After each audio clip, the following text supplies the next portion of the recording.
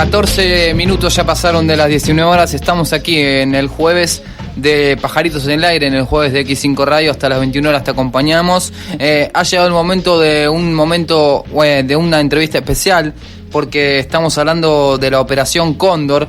Estamos hablando de la importancia de la justicia, de la memoria, porque la Operación Cóndor tuvo su lugar en el Cono Sur en los años 70, y el Tribunal Oral Federal número 1 de Buenos Aires ya condenó a 15 de los 17 acusados, la mayoría de los cuales fue encontrado autor del delito de una asociación ilícita en el marco del Plan Cóndor. De eso estamos hablando, y nos comunicamos, a quien le agradecemos, con Lucas Miguel. Él es docente del Seminario sobre Historia de los Juicios y de la Cátedra de Comunicación y Derechos Humanos de la Facultad de Periodismo y Comunicación Social de aquí, de la Universidad Nacional de La Plata, que tiene la amabilidad de atendernos. ¿Cómo estás, Lucas? Buenas tardes. Ignacio Gallardo te habla aquí en X5 Radio, en Pajaritos en el Aire. ¿Qué tal? Buenas tardes, Ignacio. Mucho gusto. Bueno, primero se me ocurre la importancia de entender el contexto de este Plan Cóndor, que tiene su historia pasada, pero también tiene su historia negra. Sí, es una de las sentencias más importantes que se ha dado en los últimos tiempos en la cantidad de sentencias que hemos tenido en los últimos 10 años, por el caso de crímenes de lesa humanidad. Digo, una de las más importantes, todas son importantes, hablando de crímenes de lesa humanidad, crímenes que no prescriben, crímenes que deben ser perseguidos y que los estados tienen la obligación de juzgar y sancionar a los responsables, pero la importancia en el caso de la Operación Cóndor radica en que se acaba de probar judicialmente lo que ya se sospechaba a través de documentos y de diversos testimonios sobre que las dictaduras del Cono Sur, en este caso las dictaduras de Chile, Argentina, Uruguay, Brasil, Paraguay y Bolivia, sí, y con la posibilidad también de que se establezcan nexos con Ecuador y Perú, en este caso, en el caso del Cóndor, operaron de manera coordinada para la persecución de disidentes políticos en la década del 70. Es decir, llevaron adelante un plan represivo continental de similares características al que llevaban adelante Fronteras Adentro, o sea, un plan criminal que se basó en la información de inteligencia, en el intercambio de información de inteligencia, obviamente obtenida de manera ilegal, el intercambio también de personas, es decir, con el destierro de esas personas, es decir, los traslados forzosos de una frontera hacia la otra, la tortura y las ejecuciones o desapariciones en un país o en otro de manera coordinada entre los miembros de las fuerzas represivas. Cuando hablamos de la Operación Cóndor estamos hablando de todo ese conjunto de prácticas. Por eso el fallo que vos mencionabas, que se dio a conocer el viernes pasado en el Tribunal Oral en lo Criminal Federal número 1 de la Capital Federal, sí, es importante.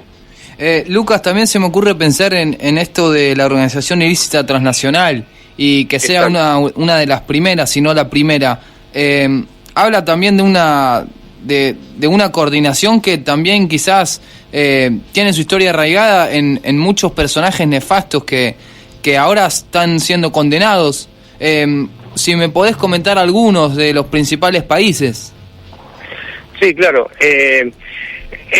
La Operación Cóndor, de acuerdo a lo que hay que esperar ahora los fundamentos del tribunal para la condena, que se van a dar el 9 de agosto a las 5 de la tarde. El tribunal convocó para dar a conocer los fundamentos de esta sentencia, pero está bastante claro que el tribunal ha seguido lo que ha dicho la Fiscalía en ese juicio.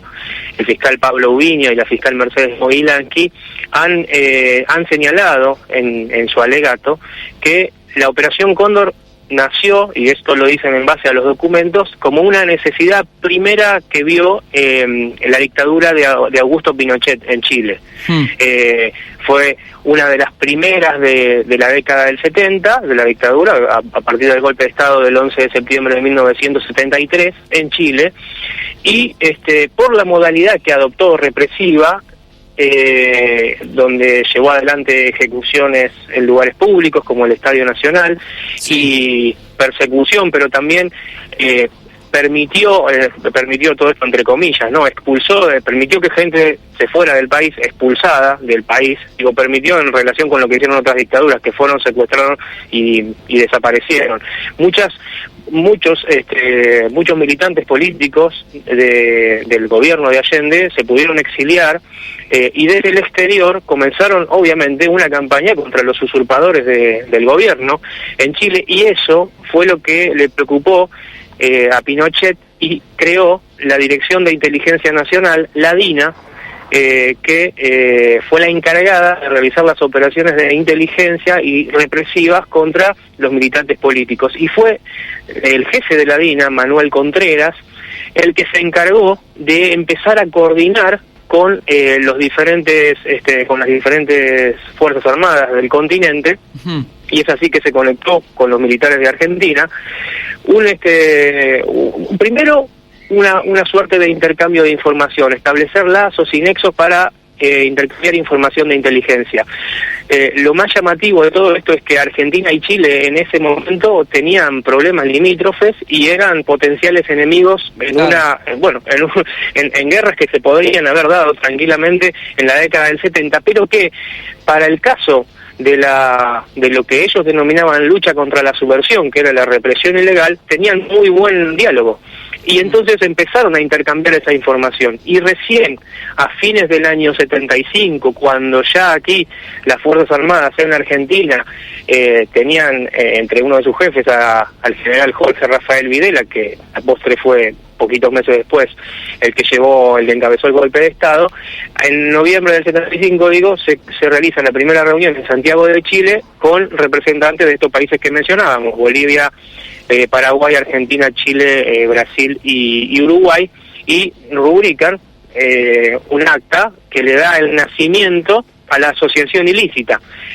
Lo más claro de esta asociación ilícita, o incluso una de las cosas más singulares, es que en general una asociación ilícita no tiene documentos que prueban cómo se creó una asociación ilícita. Claro. Bueno, en este caso hay un acta firmada donde los países se comprometen a empezar con el intercambio de información, e incluso van más allá, o sea, profundizan esta relación y establecen hasta códigos para el intercambio de información, códigos cifrados. Se distribuyen entre ellos un alfabeto cifrado para enviarse mensajes en esa época con la información, con información confidencial que les servía para perseguir a militantes políticos de los diferentes países. Lucas, ¿qué tal? Te habla Verónica. ¿Qué tal? Mucho gusto. Recién mencionaste a la Argentina y a Jorge Rafael Videla. Sí. Teniendo en cuenta que Videla falleció, se murió, y sí, es uno de los principales imputados, ¿cómo queda esa causa? Bueno, Videla se murió durante el juicio, pocos meses después de que comenzó el juicio. De hecho, el juicio comenzó en marzo, el 5 de marzo del año 2013, y bueno, concluyó hace 6 días. Sí.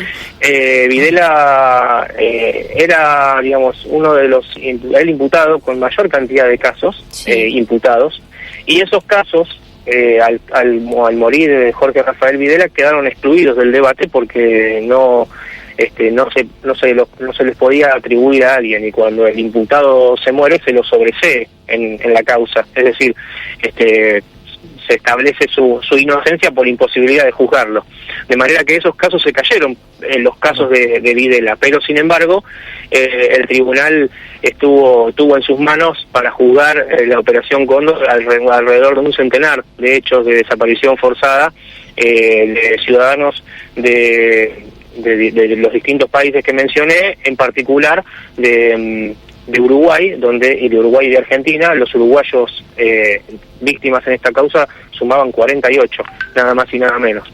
Estamos dialogando con Lucas Miguel, docente del Seminario sobre Historia de los Juicios y de la Cátedra de Comunicación y Derechos Humanos de aquí de la Facultad de Periodismo y Comunicación Social, sobre, en este caso, la Operación Cóndor y los acusados que hay. Mi pregunta quizás iba orientada, y ahora le dejo también la palabra a Verónica, sobre la cantidad de víctimas, si hay un número estimado y cómo fue en cada país.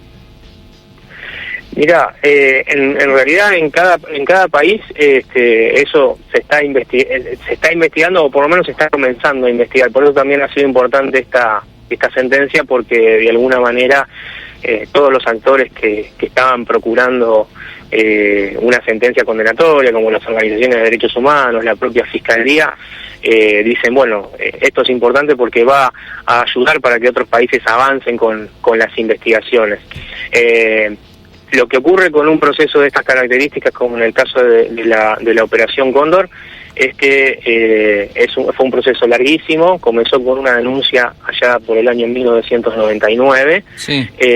Y cuando llegó a juicio con 27 acusados, e incluso antes del juicio oral, es decir, en la etapa de instrucción de la causa, llegó a tener muchos más acusados, que a medida que se fueron muriendo o quedando fuera de la posibilidad de ser juzgados por problemas de salud, porque una persona que no está bien claro, mentalmente no puede ser juzgada, entonces fueron cayéndose casos. Que se hayan juzgado alrededor de 100 hechos, en este caso, no significa que no hubiera más víctimas. Lo que ocurrió fue que se procuró llevar a juicio a la mayor cantidad de responsables y de responsables, si le quiere, jefes de jefes militares, porque esto es lo que se llevó a juicio en este caso, y el hecho de que esas personas hayan fallecido o que hayan quedado fuera del juicio excluidas por el hecho por problemas de salud, no permitió tener un objeto procesal aún más grande. Pero se está hablando de cientos de víctimas.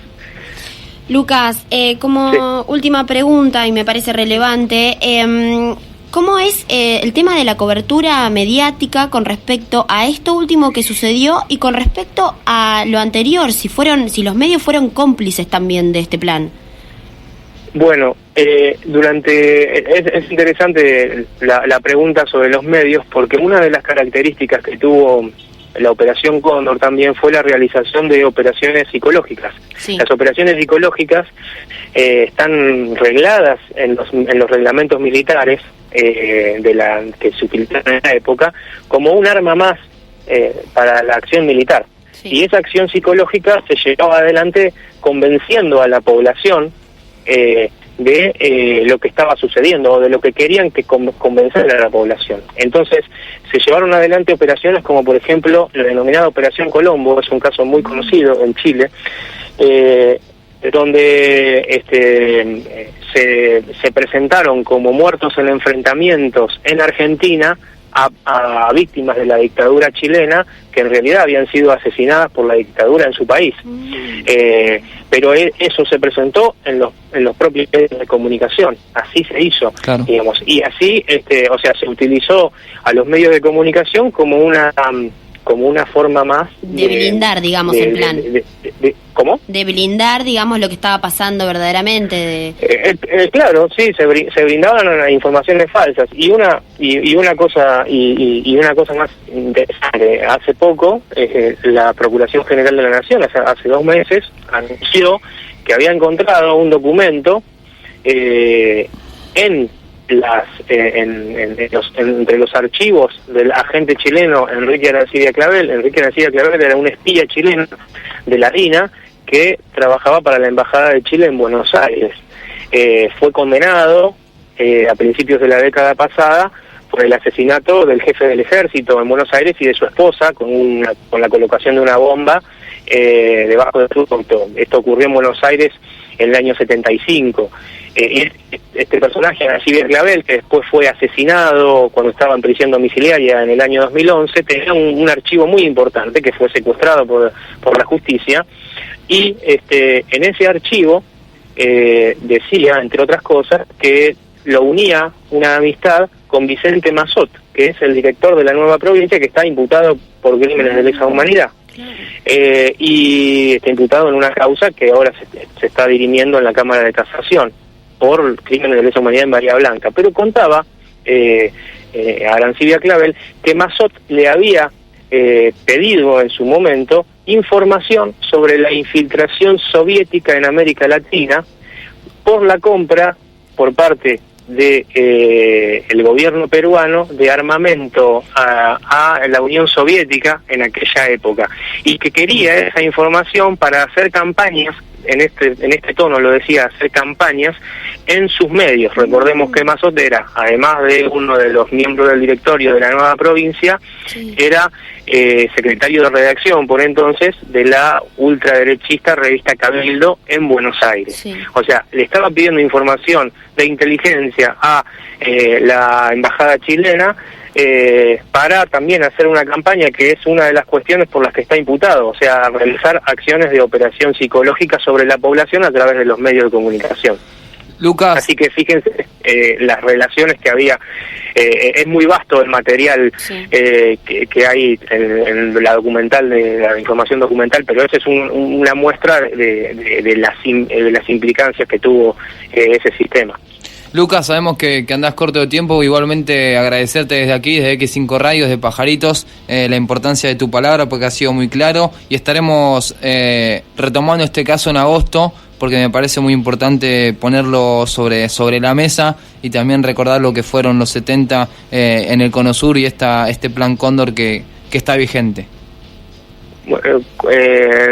Bueno, yo soy un agradecido por el llamado de ustedes y estoy a disposición para cuando quieran hablar de estos temas porque me apasionan.